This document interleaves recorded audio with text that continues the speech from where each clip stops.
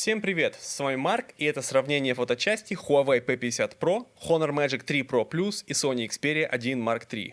Если тебе интересно, как эти смартфоны снимают видео, зайди ко мне на канал и посмотри, там есть несколько выпусков, целиком снятые на эти смартфоны, чтобы ты имел представление, какое качество у тебя получится, если ты что-нибудь наснимаешь и выложишь на YouTube.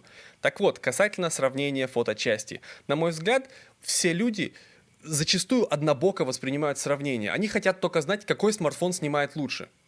Но у смартфонов, кроме камеры, еще огромное количество разных плюшек, которые важны разным людям. Всем по-разному, у каждого свои приоритеты. Так вот, на мой взгляд, в сравнении также важно выяснить потенциал по фоточасти каждого из смартфонов, чтобы ты мог понимать пределы, в каких условиях смартфон хорошо снимет, в какие его лучше не совать. Так вот, я наснимал в самых разных условиях, чтобы тебе, мой дорогой зритель, было ясно, в каких условиях, как каждый смартфон себя покажет.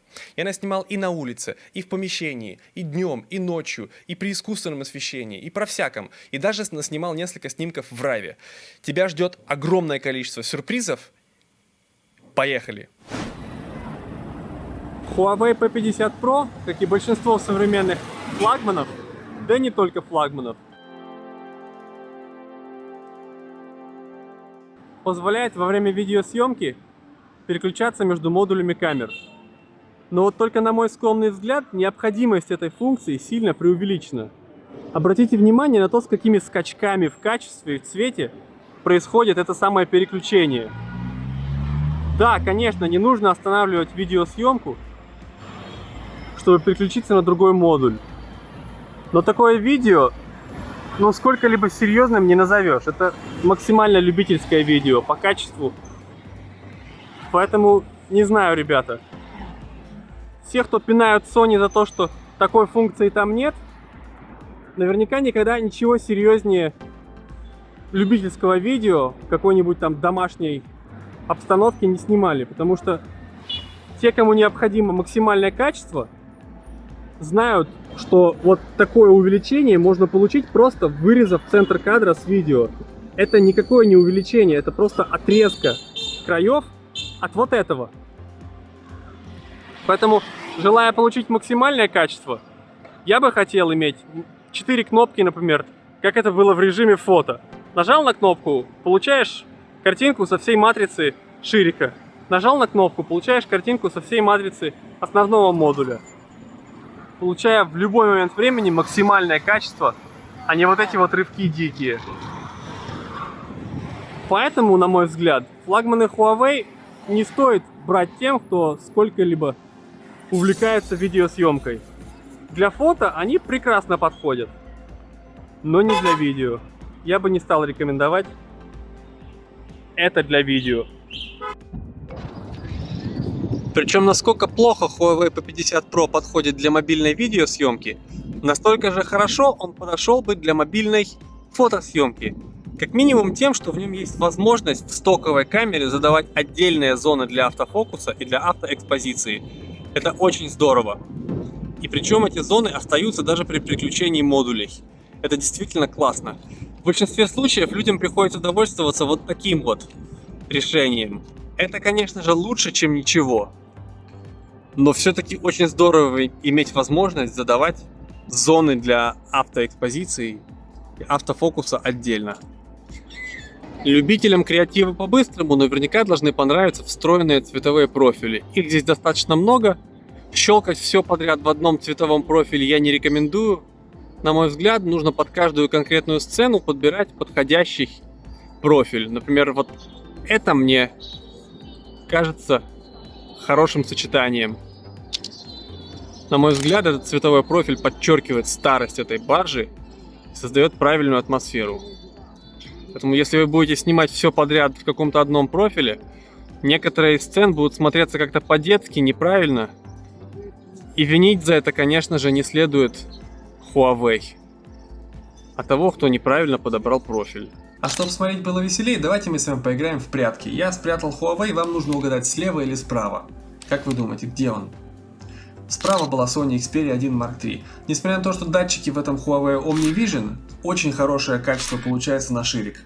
И основная камера здесь тоже OmniVision. Здесь все модули OmniVision. Слева или справа Huawei, как вы думаете? Противник тоже японец, это была камера Fuji. Неплохо снимает основной модуль, для телефона топовое качество, мне очень понравилось. И вот телевик на фоне хорошего ширика и хорошего основного слегка разочаровал. Как думаете, слева или справа? Huawei опять слева. Справа была камера Fuji.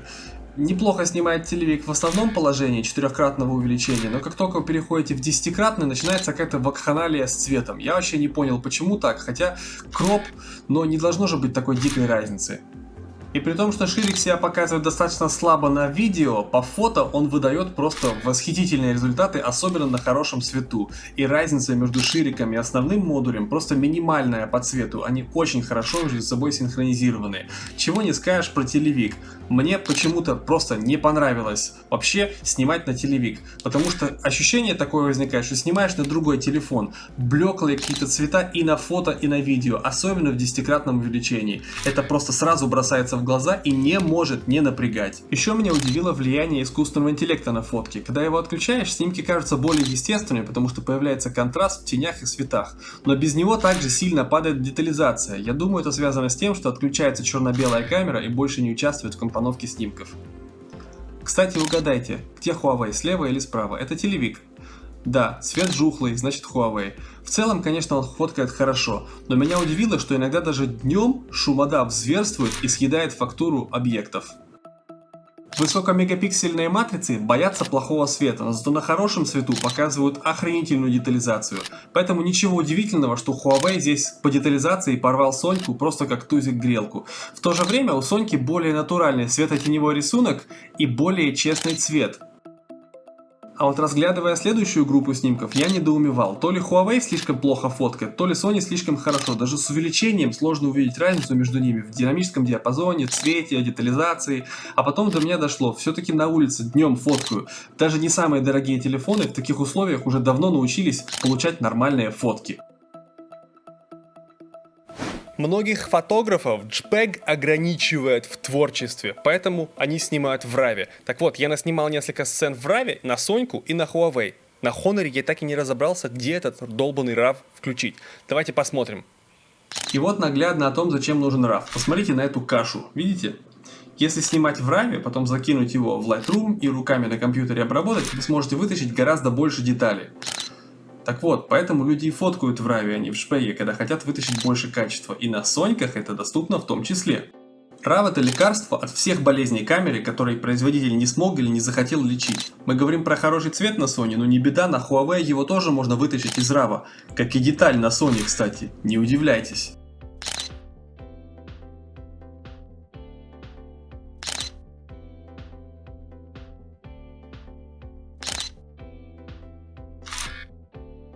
Но границы есть у всего, и сколько я ни старался, получить сколько-либо яркие, как на Sony, цвета с телевика Huawei у меня не получилось. Хотя по детализации и по динамическому диапазону вообще никаких проблем, отличный телевик, только вот что-то цвет жухлый почему-то.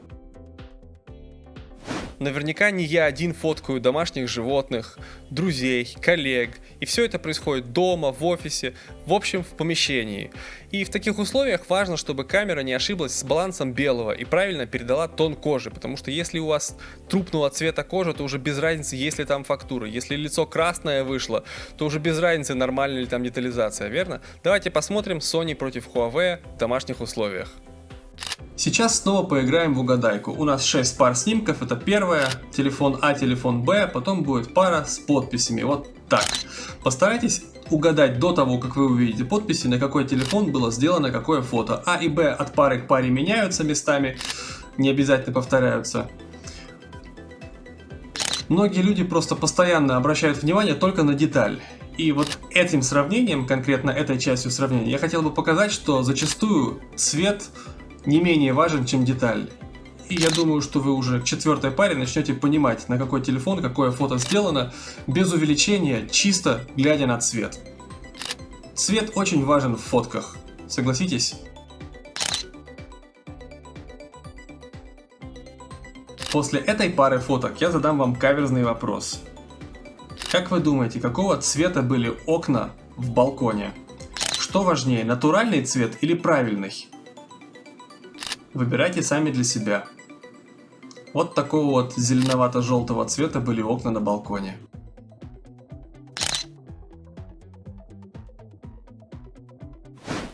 Также мне было интересно разобраться в том, на что влияет переключатель искусственного интеллекта и какая разница в качестве, когда его включаешь и отключаешь.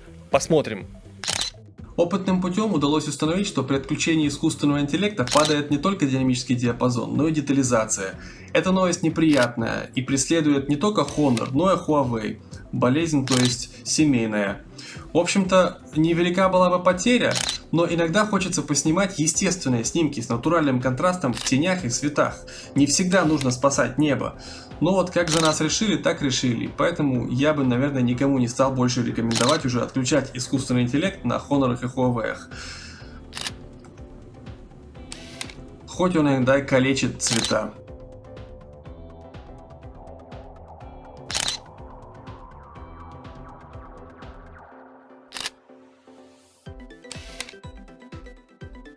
А в некоторых ситуациях, как вот, например, на этой фотке, лицо этого мужчины удалось спасти только благодаря агрессивным алгоритмам склейки и HDR. У Honor они более мягкие, и поэтому лицо не спасли. У многих людей неправильное понимание того, что такое для камер условия низкой освещенности. Так вот, когда солнце не яркое, когда чуть-чуть тускло, это уже условие не идеальное, а значит низкой освещенности. Еще лет 5 назад, в 2016, получить в таких условиях, в неидеальных, на смартфон хорошую фотку было реально сложно, потому что матрицы маленькие, оптика была тусклая, ну и вообще не было всяких алгоритмов, которые сейчас есть, вычислительная фотография. Я, значит, спустился к бассейну, у нас было уже 10 часов вечера, достаточно темно, яркий контровой свет, очень сложные условия для смартфонов. На мой взгляд, фотки получились, годными для смартфонов. Посмотрим, что у меня получилось. Еще одна угадайка, и я думаю, она намного проще других, потому что здесь по балансу белого сразу должно быть ясно, кто есть кто. Один телефон постоянно теплит, другой телефон постоянно холодит. Вот здесь, как думаете, кто есть кто? Смотрите на небо, на оттенки цвета. Я думаю, вы тоже к концу этого видео научитесь различать телефоны чисто по цвету. Вот это очень, на первый взгляд, очевидно, но на самом деле здесь все наоборот. Я не знаю, как так получилось, но у Honor получилось затеплить больше, чем у Huawei.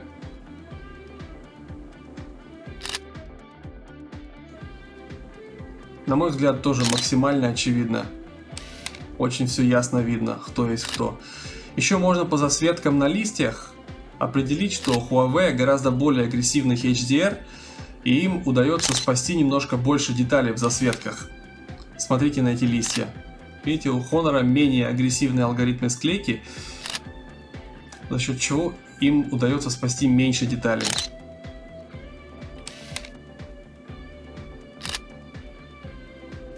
Опять же, смотрите на листья и на цвет. Тоже все должно быть максимально очевидно. А вот в этой последней паре, вспомните, у Huawei жухлый телевик. И поэтому все наоборот. Яркая и красочная ночная жизнь — это прекрасно, это очень привлекательно, но, на мой взгляд, лучше всего раскрывает качество камеры в условиях неидеального освещения то, как она передает кожу. Если вместо фактуры, вместо текстуры кожи у вас какой-то воск, сразу понятно, что камера не справилась. Если вместо волос какая-то каша, сразу понятно, что камера просто не справляется. Давайте посмотрим, получилось ли у Huawei, Honor и Sony передать фактуру лица моей жены. Посмотрите, так выглядит закат цивилизации. На всех трех снимках полнейшая акварель, но только Sony выдала сообщение о том, что требуется больше света. Не забывайте, фотография — это работа со светом, а не с темнотой.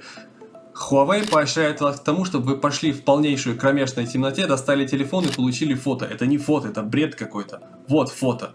Фото — это работа со светами, поэтому у Sony самый маленький динамический диапазон, но при этом нормальный, приятный контраст и естественно выглядящая фотка. Естественно выглядящая для того уровня освещения, в котором она была сделана, без всяких приукрашиваний. Посмотрите. Да, у Sony самая маленькая детализация, потому что мегапикселей меньше и сенсоры попроще, чем в Huawei и в Honor стоят, по размеру поменьше. Но в целом, я бы не сказал, что мне нравятся снимки с Honor и Huawei, снятые при этом освещении. Ну и здесь, конечно, Sony тоже ложанула. Ну что ж, на этом, пожалуй, все. Я приложу фотки в описании к этому видео, чтобы ты смог скачать и посмотреть у себя на компьютере некоторые из этих фоток и убедиться в том, что я ничего не приукрасил, что все именно так, как ты сейчас увидел на своем экране.